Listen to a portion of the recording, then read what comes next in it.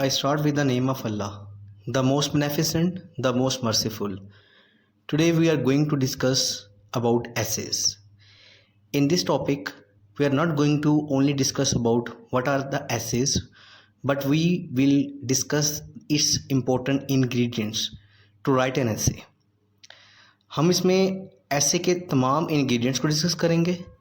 हम ये भी डिस्कस करेंगे कि इम्पोर्टेंट टॉपिक्स कौन से हैं, उनको कैसे कवर करना है, और हम ये भी डिस्कस करेंगे कि हाउ टू इम्प्रूव आवर ऐसे राइटिंग स्किल्स.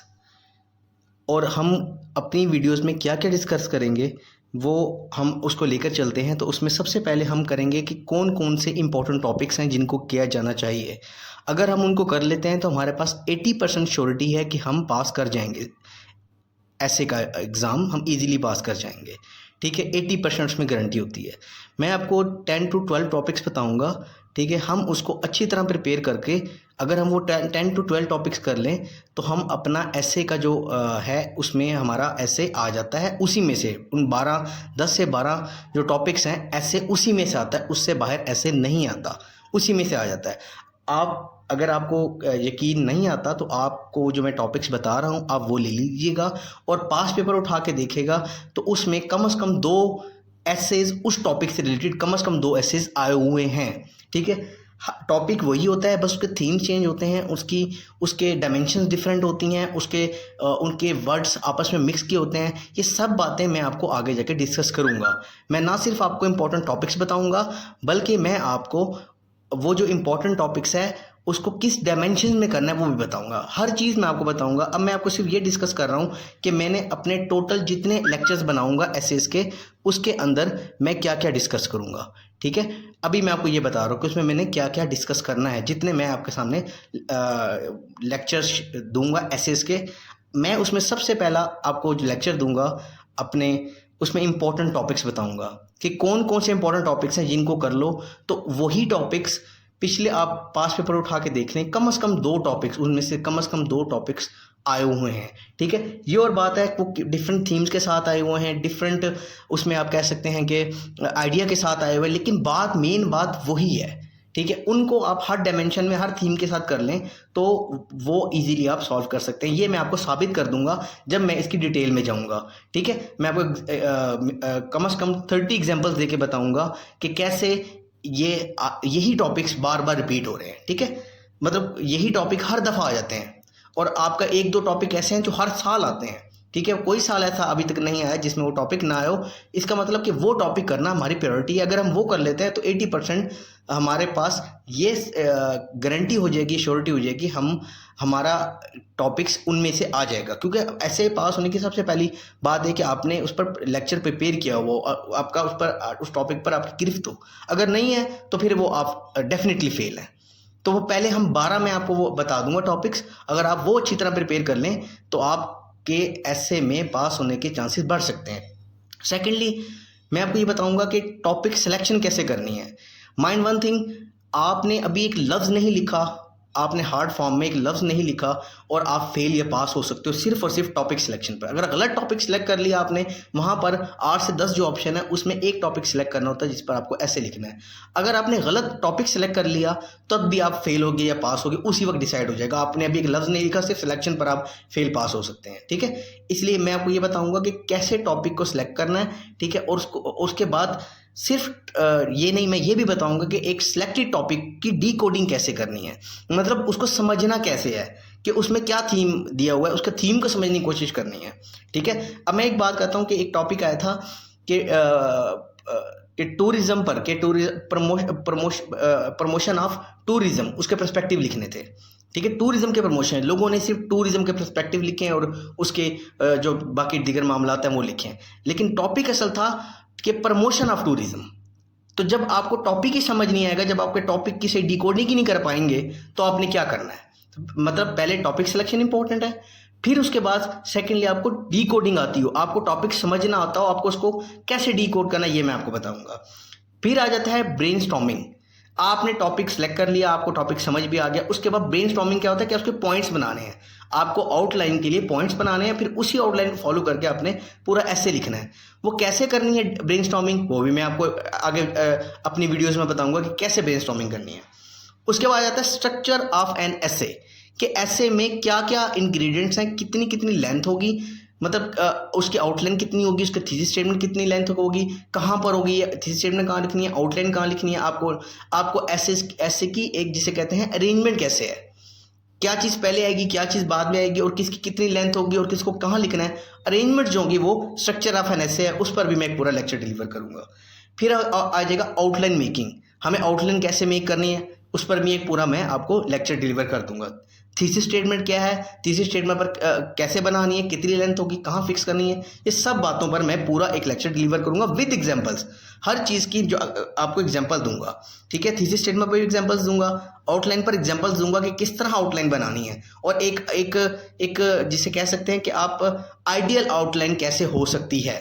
ठीक है, उसके बाद हमारा आता है हाउ टू राइट इंट्रोडक्शन। इसके बाद मैं आपको सिखाऊंगा कि इंट्रोडक्शन कैसे लिखना है, जो आपका just right after your outline आपका इंट्रोडक्टिव पैराग्राफ आएगा, कि इंट्रोडक्टिव पैराग्राफ कैसे लिखना है, उसमें क्या क्या चीज़ें इनपुट करनी है, और उसके अंदर उसकी क्या अरेंजमेंट होगी, क्या लेंथ होगी, वो सारा मैं आपको बताऊंगा। और माइंड वन थिंग कि आपका इंट्रोडक्टिव पैराग्राफ को देख के आप पास या फेल होते हो, उसी में वो आपकी ग्रामर चेक कर लेता है, उसी में आपकी रेलेवेंसी चेक करता है, उसी में आपकी कोहेरेंस चेक कर लेता है वो। ठीक है, उसी में ही आपकी वोकैब चेक कर लेता है, उसी में आपका मतलब कि अरेंजमेंट हर चीज़ उसमें चेक कर लेता है, आपके सिर्फ पहले इंट्रोडक्टिव पैराग्राफ में वो ज़रूर पढ़ता है। इसलिए वो द मोस्ट इंपॉर्टेंट पैराग्राफ अगर कोई पूछे ऐसे में तो वो इनका इंट्रोडक्शन होता है। ठीक है, फिर मेन बॉडी पैराग्राफ्स आते हैं, वो कितने लिखने हैं, कैसे बनाने हैं, उनमें भी एक पैराग्राफ से दूसरे पैराग्राफ में जाते हुए किस तरह कोहेरेंस देनी है, क्या रेलिवेंसी देनी है, किस तरह देनी है, वो सब मैं आपको बॉडी पैराग्राफ पर भी पूरे एक लेक्चर दूंगा और पूरी आपको समझाऊंगा बॉडी पैराग्राफ लिखते कैसे हैं। फिर आ जाता है कि आपने कंक्लूजन कैसे करनी है। पहले इंट्रोडक्टिव पैराग्राफ लिख लिया, फिर आपने बॉडी पैराग्राफ लिख लिए, 15-16 बॉडी पैराग्राफ हो जाएंगे, उसके बाद कंक्लूजन होगी। वो कंक्लूजन भी ज़रूर पड़ता कि आपने कंक्लूड कैसे किया अपनी तमाम डिस्कशन को, जो आपने इतनी बड़ी डिस्कशन की उसको कंक्लूड कैसे किया, उसमें रेलिवेंसी किया कितनी है, कोहेरेंस कितनी है, और आपने कैसे कंक्लूड किया। ये कंक्लूजन भी शामिल हो जाएगी आपके पास या फेल होने में। इसका मतलब क्या हुआ कि आपका इंट्रोडक्शन और कंक्लूजन द मोस्ट इंपॉर्टेंट है आपके एसे में। अब फिर हम प्रीरिक्विजिट्स देखेंगे कि एक एसे को लिखने के लिए प्रीरिक्विजिट्स क्या है। ठीक है, वो मैं उस पर डिस्कशन करेंगे हम। फिर how to write relevant and maintain coherence. देखें जी, मेहनत करके आप अपनी वोकैब भी ठीक कर सकते हैं, मेहनत करके आप अपनी ग्रामर भी ठीक कर सकते हैं, लेकिन आप कोहेरेंस मेहनत करके नहीं ला सकते, आप रेलिवेंसी को मेहनत करके नहीं ला सकते। This is an art. आप क्या करेंगे, पहले किसी से सीखेंगे, उसके बाद मेहनत करेंगे, वो ईजी हो जाएगा। लोग क्या करते हैं, लोग अपनी ग्रामर भी ठीक कर लेते हैं, अपने स्पेलिंग्स भी ठीक कर लेते हैं, अपनी जिसे कहते हैं वोकैब भी ठीक कर लेते हैं, लेकिन उनके ऐसे में फेल होने की वजह होती है कोहेरेंस नहीं होती और रेलिवेंसी नहीं होती। जो वो पूछ रहा है वो होता नहीं है। ये कैसे लानी है, ये कैसे इनपुट करनी है, उस पर मैं भी एक पूरा लेक्चर डिलीवर करूँगा। कोहेरेंस किस तरह लानी है, एक से दूसरे पैराग्राफ में जाने में कोहेरेंस कैसे आएगी। फर्स्ट इंट्रोडक्शन में सबसे मुश्किल होता है कोहेरेंस मेंटेन करना, क्योंकि उसमें तमाम आइडियाज़ देने होते हैं आपको। ठीक है, तो वो कैसे आएगी वो भी मैं आपको बताऊंगा। कंक्लूजन में कोहेरेंस कैसे आएगी, इन सब पर मैं ओवरऑल एक लेक्चर बनाऊंगा जिसमें मैं बताऊंगा कि कोहेरेंस कैसे लेके आनी है। फिर how one can improve one essay writing skill. फिर मैं आपको बताऊंगा कि एक एसे राइटिंग स्किल को कैसे आपको इम्प्रूव करना है, हम अपने एसे राइटिंग स्किल्स को कैसे इम्प्रूव करना है, और उसके लिए क्या क्या चीज़ें हमें चाहिए वो मैं आपको बताऊंगा। उस पर भी पूरी मैं एक वीडियो बना दूंगा। अब एक सैम्पल के तौर पर अभी इसी वीडियो में मैं आपको एक टॉपिक करवा देता हूँ। ठीक है, जैसे कि अब मैं बात करता हूँ इंपॉर्टेंट टॉपिक्स की। मैंने आपको कुछ टॉपिक रिकमेंड कर रहा हूँ, ये इंपॉर्टेंट है, आप देख लें। 10 से 12 टॉपिक आपको रिकमेंड कर रहा हूँ, आप पास पेपर उठा के देखें। इन्हीं में से 2-2 ऐसेज आए हुए हैं इन्हीं टॉपिक्स पर, सिर्फ थीम डिफरेंट है। इसका मतलब अगर हम ये 10 से 12 टॉपिक्स कर लें तो हमारे पास होने की 80% चांसेस बढ़ जाते हैं, क्योंकि पास होने की पहली जो कंडीशन है वो ये है कि आपने उस पर पहले वर्क किया हो उस टॉपिक पर। अगर आप वहीं फ्रेश बैठ के करेंगे तो इम्पॉसिबल है। हम 10 से 12 ये कर लेंगे, इन टॉपिक्स पर आपको 10 से 12 जो टॉपिक्स हैं इन पर आप अच्छी तरह गिरफ्त हासिल कर लें। उसके बाद एक करंट अफेयर्स के मामलात पर कर लें। अगर इनमें से नहीं आता तो करंट अफेयर का आप कर लें। अगर इनमें से आता है तो पहले इनको तरजीह दें, क्योंकि वो जो होता है, जो आपका चेकर होता है वो लिटरेसी बैकग्राउंड का होता है। ठीक है, वो एकेडेमिया का होता है, उसके करंट अफेयर्स का इतना पता नहीं होता, इसलिए वो अगर करंट अफेयर का आप जितना अच्छा करें वो आपको बस मैक्सिमम पास कर देता है, कोई अच्छे नंबर नहीं देता। अगर आप इनमें से कोई टॉपिक चूज करते हैं वो आपको अच्छे नंबर भी दे सकता है, ठीक है। अब जैसे डेमोक्रेसी है, आप इस पर वर्क करें, ठीक है, डेमोक्रेसी की ऑल डायमेंशंस देखें, ठीक है। अच्छा, फिर मीडिया है, मीडिया की ऑल डायमेंशन ऑल थीम्स देखें। मैं आगे जाके इनकी एग्जांपल भी दे दूंगा, परेशान होने की बात नहीं है, ठीक है, आगे जाके इसकी एग्जांपल्स भी आपको दे दूंगा मैं। फिर जेंडर पर करें, फेमिनिज्म पर करें, वेमेन एम्पावरमेंट पर करें वर्क, ठीक है, ये सब आपस में मिलते जुलते हैं। एजुकेशन पर वर्क करें, कोई पिछले पास पेपर कोई उठा के देख लें, किसी साल ऐसा नहीं हो कि एजुकेशन पर ना आए हो। कभी वो को एजुकेशन पर दे देता है, कभी इंपॉर्टेंस ऑफ वेमेन एजुकेशन पर दे देता है, कभी वो आपको दे देगा जी एजुकेशन, हायर एजुकेशन के बारे में दे देगा। हायर एजुकेशन को किसी ना किसी उसने हायर एजुकेशन पर 3 से 4 साल देता रहा है वो मुसलसल, ठीक है। तो मतलब कि हमें एजुकेशन को सबसे इंपॉर्टेंट लेना है कि कोई साल ऐसा नहीं है जिसमें उसने एजुकेशन पर ना दिया हो, ठीक है।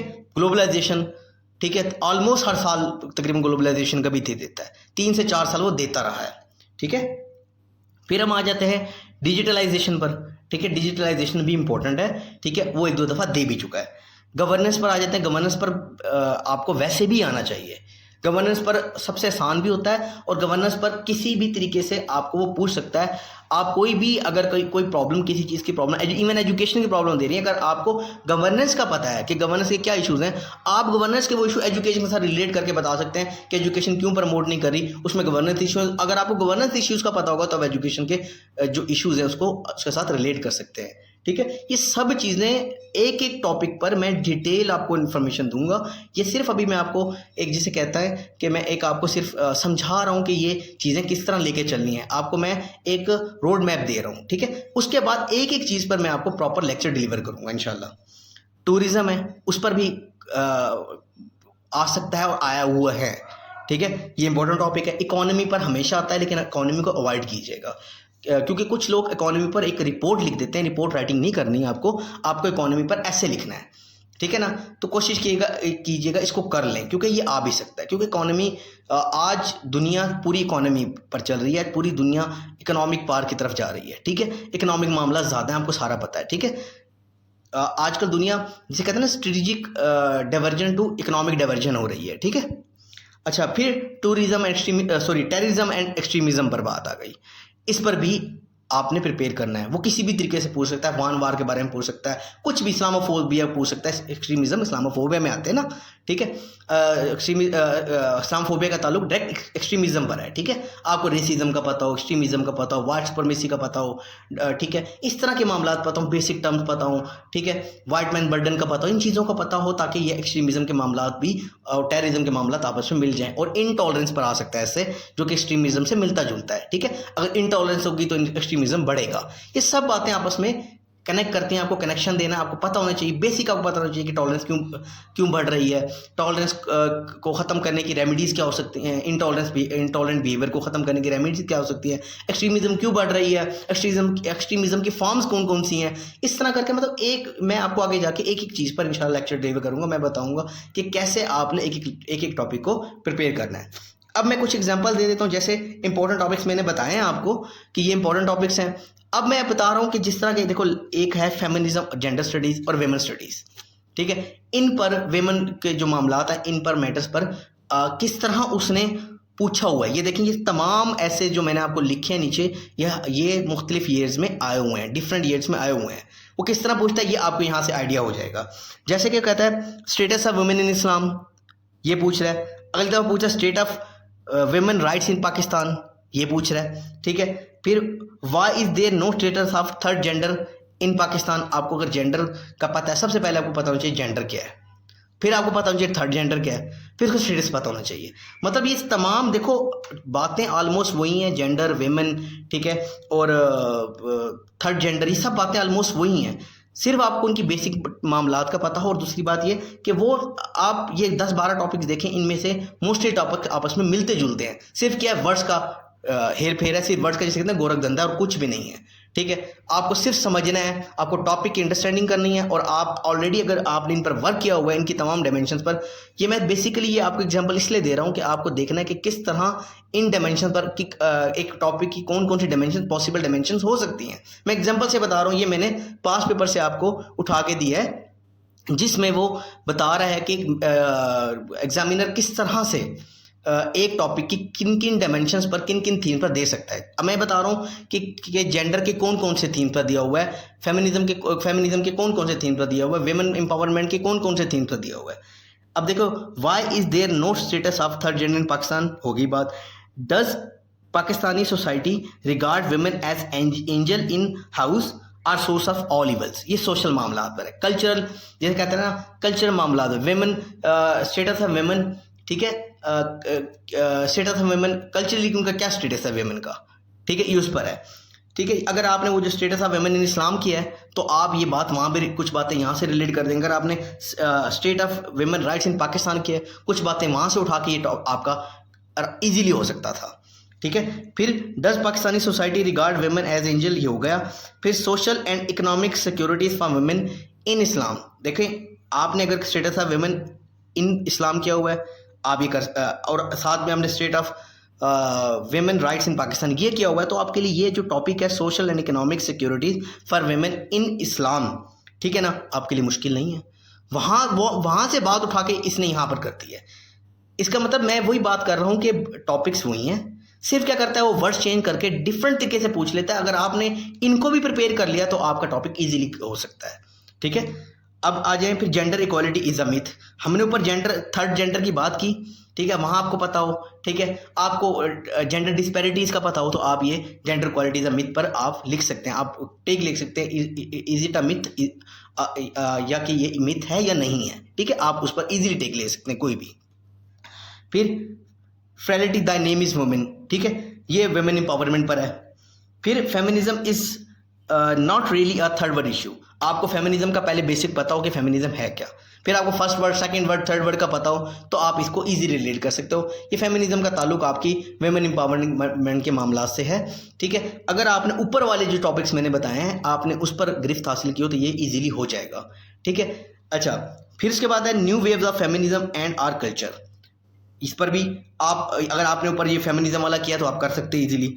फिर आ जाता है gender equality a popular slogan, देखें ये वाला और सेम जो ऊपर है gender equality is a myth, ये बिल्कुल सेम है।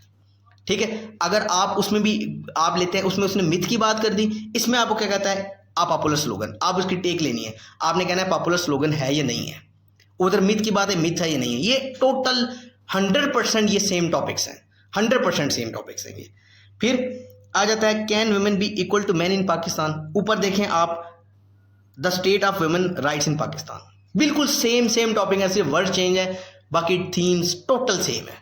तो कहने का क्या मकसद है, अगर हम जो पास पेपर्स में हमें उसने जो थीम दिए हुए हैं उनको भी हम कवर कर लें तो इन्हीं में से अगर आता है इन्हीं में किसी टॉपिक पर आता है तो हमारे ऑलरेडी थीम्स कवर होंगे। सिर्फ हमें समझना है कि वो पूछ क्या रहा है इसमें, बस और कुछ नहीं। फिर एक और एग्जांपल देता हूं, जैसे कि मैं अब आ जाता हूं एजुकेशन पर। अब देखो उसने एजुकेशन पे क्या क्या पूछा और कैसे पूछा है उस पर आप देख लें। A critical analysis of educational system in Pakistan, इस पर पूछा है। There should be colleges and school just for men boys and some just for women and girls, meaning and purpose of education. फिर privatizing higher education Pakistan, ills and remedies, classroom decide the future of nation, meaning and purpose of education आ गया। अच्छा, फिर education makes people easy to lead but difficult to drive, easy to govern but impossible to enslave, higher education is the agent of change. देखो higher education पर 3 साल आता रहा है, आपको हायर एजुकेशन की हर तरह की डायमेंशन बताओ कि हायर एजुकेशन पहले तो है क्या, ठीक है, फिर उसमें उसके प्रोस कॉन्स बहुत सी चीज़ें आपने देखनी है। अगर आपको हायर एजुकेशन में भी करते हो तो 3 साल इसका है तो आप इजीली इसको कर सकते थे। और एजुकेशन के फ्लॉस बताऊं कि हमारा एजुकेशन सिस्टम क्यों नहीं इंप्रूव किया, ये देखें, ये यहीं से आपको उस तमाम डायमेंशन थीम मिल जाएंगे। अगर आप पास पेपर्स में देखें तो आपको अंदाजा हो जाएगा कि वो किस तरह पूछ रहा है। अभी मैं टोटल ये रीड करके मैं आपको बताऊंगा कौन कौन से टॉपिक सेम है बिल्कुल, तो उस लिहाज से भी आप देखें तो टॉपिक्स रिपीट हो रहे हैं, वो आइडिया वो थीम बार बार रिपीट हो रहा है। इसका मतलब अगर हम यही कर लें 10 से 12 तो हम सेफ साइड पर खड़े होंगे कि हम 80% तक हमारा किया हुआ आ सकता है। 8-10 टॉपिक होते हैं, उसमें एक टॉपिक, 1-2 टॉपिक इनमें से हमेशा आ जाते हैं। ऐसा इम्पॉसिबल है कि इनमें से ना आए। और मैं आपको गारंटी कहता हूँ हर साल 2 टॉपिक आते हैं इनमें से, जो मैं आपको 10-12 टॉपिक बताया, इन्हीं के थीम पर, मुख्तलिफ थीम पर आ जाते हैं। और थीम कैसे अडॉप्ट करने हैं वो आप पास पेपर से देख लें। मैंने तो सिर्फ अभी आपको फेमिनिज्म, वेमेन और जेंडर का बताया था, अब एजुकेशन बता रहा हूँ कि किन थीम से पूछ रहा है। ठीक है, तो आप बाकी थीम्स का खुद डिस्कवर कर सकते हैं। ये मैं सिर्फ एग्जांपल्स आपको इसलिए दे रहा हूँ ताकि वो पता लग जाए, अंदाजा हो जाए कि किसको किस तरह प्रिपेयर करना है। प्रैक्टिकली बता रहा हूँ आपको मैं। फिर है जी, अब देखो को एजुकेशन मेरिट्स एंड डीमेरिट्स है। फिर English as medium of education in Pakistan. फिर है जी, present system of education must assume some of responsibilities of our failure. ये देखो सब बातें जो आप अगर इनको उठा के देखें, इनकी मोस्टली बातें आपस में सेम है, इनके थीम आपस में सेम है, सिर्फ वर्ष का डिफरेंस है। ठीक है, ये आप खुद देख लें, वीडियो लंबी होती जा रही है तो मैं इसको बस जल्दी से सम अप करता हूँ। अब कुछ टॉपिक है जैसे इस डेमोक्रेसी या प्रोसेस आर कल्चर। आपको पता होना चाहिए डेमोक्रेसी में प्रोसेस क्या है, कल्चर क्या है। ठीक है, ये जो इलेक्शंस होते हैं इनको हम प्रोसेस कहते हैं। कल्चर जो होता है, जो इसकी नॉर्म्स होती हैं, जो इसके बिलीव्स होते हैं, जो उसके फ्रूट्स होते हैं। ठीक है, जैसे कि वो फ्रीडम है, लिबर्टी है। ठीक है, ये फ्रीडम ऑफ एक्सप्रेशन है। ये जो बातें, ये सारे इसके फ्रूट्स हैं। ये डेमोक्रेसी पर जब मैं करवाऊंगा तो मैं ये कंप्लीट कर दूंगा, इसकी आप टेंशन मत लीजिएगा।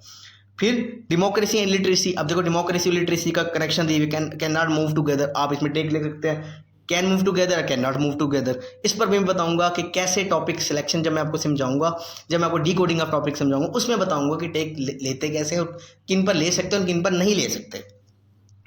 अब आ जाता है सोशल मीडिया। आपको पता हो सोशल मीडिया है क्या। ठीक है, उसके प्रोज एंड कॉन्स आपको पता हो। मीडिया एंड ग्लोबलाइजेशन का कनेक्शन कैसे हो सकता है। फिर एवोल्यूशन ऑफ ग्लोबलाइजेशन कैसे हुआ, ग्लोबलाइजेशन कैसे एवोल्यूट हुई। फिर उसके बाद ग्लोबलाइजेशन वर्सेस नेशनलिज्म, ये आपस में अपोजिट है। ग्लोबलाइजेशन, अगर ग्लोबलाइजेशन प्रोग्रेस करेगी तो नेशनलिज्म फेड कर जाएगी, अगर नेशनलिज्म प्रोग्रेस करेगी तो ग्लोबलाइजेशन फेड कर जाएगी। इसकी आपके पास सॉलिड एग्जांपल्स होंगे। ठीक है, ये हम डिस्कस कर लेंगे बाद में। फिर ग्लोबलाइजेशन के प्रोज एंड कॉन्स। ये प्रोज एंड कॉन्स तो याद रखो, जो भी टॉपिक करो ना, अगर उसके प्रोज एंड कॉन्स बनते हैं तो भाई वो जरूर करने हैं, हर सूरत में वो प्रोज एंड कॉन्स करने हैं, उसके बगैर काम नहीं चलेगा। ठीक है, तो यहाँ तक आपको समझ आ गया होगा, आपको आइडिया बिल्कुल हो गया होगा कि इसके एक जो टॉपिक आएगा उसको हमने कैसे देखना है, उसकी किस तरह थीम्स होती हैं। ये मैंने एग्जांपल इसलिए दिए ताकि आपको पता लग सके कि एक टॉपिक पर थीम कैसे हो सकती हैं, किस तरह एक टॉपिक पर थीम्स हो सकती हैं। ठीक है, और कैसे उसको किस किस डायमेंशन में करना है, यहाँ से आपको आइडिया हो जाएगा। अब वीडियो लंबी हो रही है तो हम इसको डिस्कशन को समअप करते हैं। ठीक है, मुझे उम्मीद है आपको समझ आ गई होगी। अगर आपको नहीं समझ आई या कोई क्यूरी है तो आप मेरा व्हाट्सएप नंबर